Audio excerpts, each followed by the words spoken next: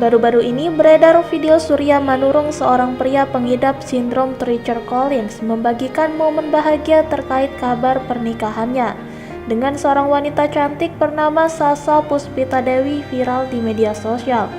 Pernikahan tersebut dilaksanakan hari ini Jumat 23 September 2022.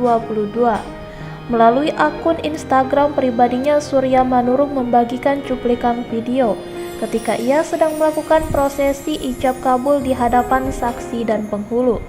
Terlihat juga sosok istri yang cantik tengah bercermin lengkap dengan gaun pengantin dan mahkota di kepala. Alhamdulillah ya Allah sudah mempertemukan aku, wanita hebat dan soleha Sasa Puspita Dewi, tulis Surya Manurung pada caption unggahan. Pada hari bahagia tersebut, Surya Manurung dan Sasa Puspita Dewi terlihat sangat bahagia, berbalut busana pengantin yang serasi dengan warna senada. Tidak hanya mereka, keluarga dan saksi yang hadir juga menunjukkan ekspresi kebahagiaan. Mengetahui kabar tersebut, ramai ucapan selamat kepada kedua mempelai di kolom komentar. Pasangan pengantin baru ini dibanjiri doa dengan harapan agar menjadi keluarga yang sakinah mawaddah warohmah dari warganet. Terima kasih sudah nonton. Jangan lupa like, subscribe, dan share ya.